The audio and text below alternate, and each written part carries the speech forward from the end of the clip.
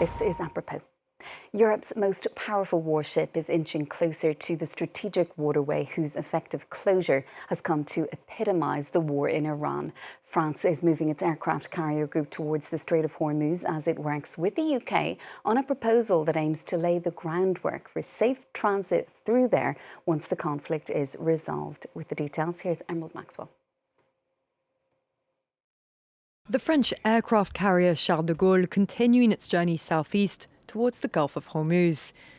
The deployment of Europe's most powerful warship is part of a plan set up by France, the UK and some 50 nations to restore long-term maritime security along the strait once it has fully and safely reopened.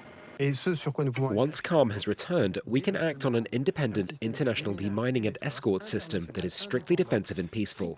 That is what we are working on.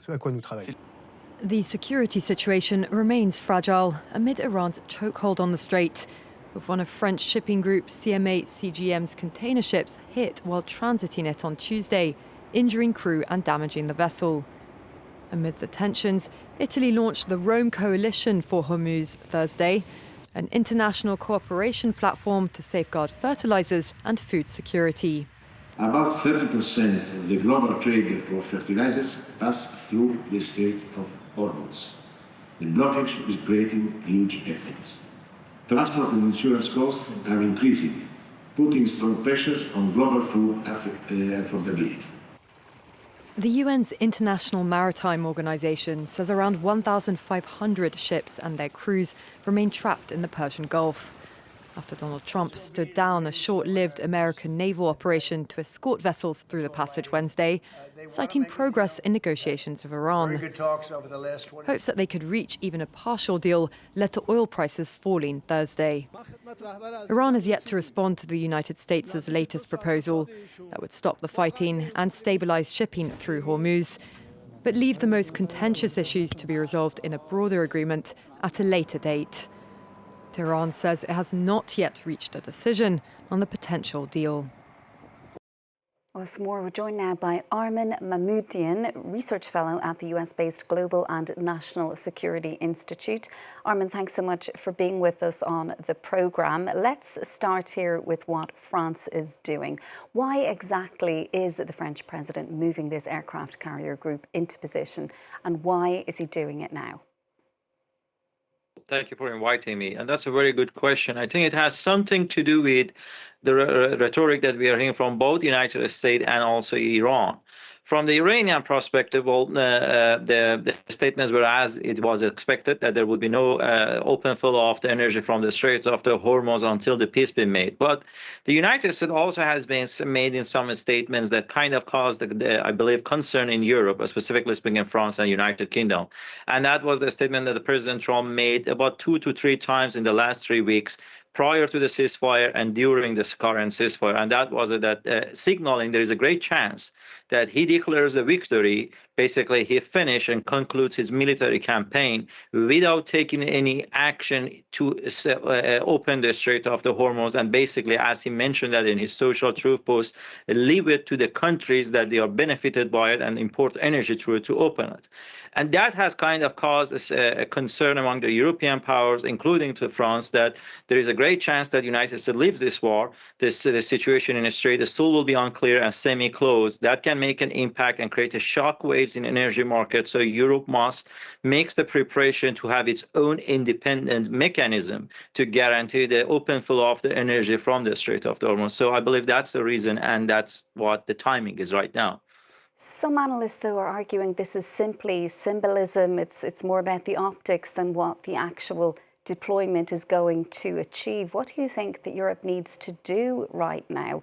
The US, of course, waiting for Tehran to get back to it about this latest proposal. We're hearing this evening that air defence systems have been activated across Tehran. It's a very uncertain moment. We're not exactly sure what's happening on the ground. Europe and France needs to tread carefully here, doesn't it? They do. They need to trade very carefully, and as you mentioned, they are kind of dancing on a very tiny edge of a knife.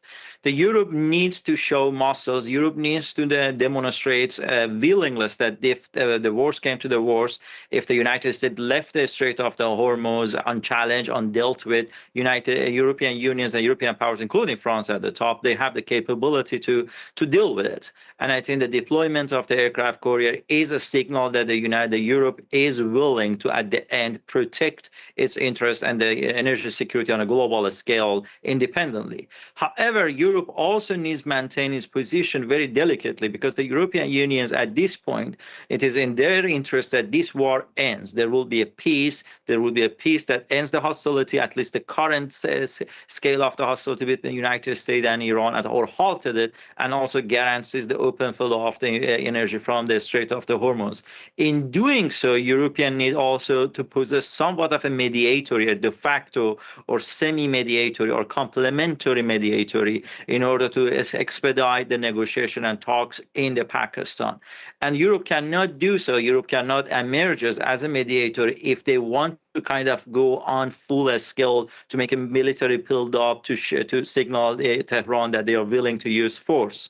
So the European, it's a very delicate balance, and Europe needs to, on one hand, show the willingness to have the capacity, demonstrate the capacity, but also plays a role as a mediator, specifically speaking, signaling to the Iranians, because the top concern that the Iranians right now have is, one, is the matter of the security guarantee, is that whether the United States would attack Iran again or not, which Europe doesn't have much of a saying in it.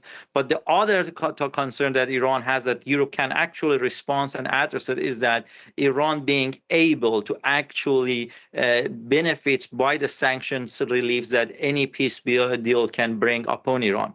In past, Iranian complained that the JCPOA deal and the deal similar to that was not really completely beneficiary to them as they were expecting it, because the other sanctions, the secondary sanctions, unrelated sanctions, mostly imposed by the United States, got in the way. So in this context, Europe can be helpful in order to offer the Iranian a mechanism that if there will be a sanction relief, if there will be a deal, European powers are capable of to guarantee Iran being benefited by the offering their banking system, the offering their purchasing Iranian oil and gas, or many other alternatives. So Europe should kind of be both, should kind of, moves from one hand to another and demonstrate the willingness to confront Iran, also displays its capacity, its desire to mediate between Iran and United States. So it should play a totally independent role that can, to be able to fulfill both of these tasks. And Arman, we've seen Pakistan really take on that mediator role. China also this week has been showing a more assertive side, having talks as well with the Iranian foreign minister in Beijing. Realistically speaking, how much influence does France actually have over Washington, also over Israel, when it comes to the situation in Lebanon? It is not significant, specifically speaking, over the current administration. The President Trump's administration, for better or worse, displayed a very unique view on the system of the alliances and the partnership that the United States has abroad. Unlike his predecessors, President Biden, President Obama, President Bush, who really value the alliances, the transatlantic alliances with the European, which vis-a-vis provided the European powers with a level of influence over the Washington, D.C., because the relationship was valuable to the president of at the time. The President Trump doesn't see the relationship from that view. He even on and off, at least on a public engagement, he made it clear that he believes that the Europeans are the one who get benefits out of this relationship rather than the Americans. This makes an impact on the level and extent of the Europe and France can extract over the United States. So the depth of it is not very significant. But it also doesn't mean that it is insignificant.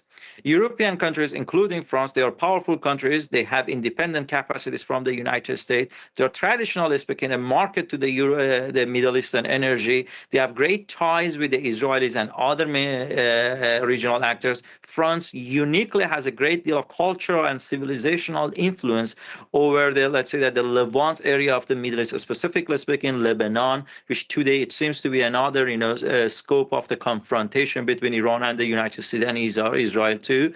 So if France can play an influence, but that influence would be only can be materialized as long as the France and other European countries want to act relatively independently as an independent voice. Once they want to take a side or take a specifically speaking critical position of the other parties, specifically speaking the United States and the Israel, that influence would be degraded. So they can play an influence. That influence is not significant, but it still matters given the ties and historical presence. And Arman, a little more broadly speaking, US intelligence suggesting earlier that Iran still has a substantial drone and missile arsenal and could withstand up to another 4 months of the US naval blockade. Do you think that the Trump administration is underestimating the regime's resilience here? It is very hard to say that what was the assessment of the United States of the Iran's military capability, but there are signals and indicators that shows United States made some underestimation, or let's say that miscalculation over the overall capacity of the regime in Tehran for the resilience. One of the things that we noticed that Americans actually did not anticipate, it was that Iran's regime's capability to transfer power quickly to the new regime, to a new leadership after the death of Ayatollah Khamenei. And if you look at some of the statements that President Trump made, for instance, the statement that he made that he was shocked, and everybody else at the White House was shocked, direct quote from him, when Iran started attacking all the countries in the region. This shows a level of miscalculation because the Iranian made that very clear that in the next war, which was the February war, they would do that. And the American calculation was that once the leadership would be removed, the new one would have a hard time to possess the high command, to take a grasp of the military planning. But it wasn't the case. They actually got in charge quickly. The other issues also suggest that the United States miscalculated Iran's capability to exercise military power. And I think at the top of that list, we have this situation in the Strait of Hormuz. If you look at the statements that the Americans made prior to the war, if you look at the analysis that the U.S. government made prior to war, the overall assessment was that in an event of war with Iran, the Strait of Hormuz would be disrupted, destabilized, but barely any assessment confirmed that it would be shut down. But the Iranian actually demonstrate capability to shutting it down. In addition, the report that really, I believe it was yesterday that the Washington Post made that about the damage and scale of the damage that Iran made on the U.S. facilities, claiming over 200 structures across the region being attacked by the Iranian drones and Iranian missiles, shows that Iran had a capability to at least overwhelm the U.S. air defense much more than it was anticipated initially. However, none of these mean that the U.S. went to this war expecting the war would be an easy war or it would be a Venezuela-like kind of operation. The Americans had an idea that this would be a different one, and the military buildup in region prior to war signaled that too. What they did not really take into the calculation was Iran's capability to quickly transfer power from the leader, the echelon of the leadership that was removed in the initial days of the war to the new and the successor ones, and the IRGC's resilience to maintain a semi-level of autonomy despite the absence of many high commanders. I think that was a miscalculation.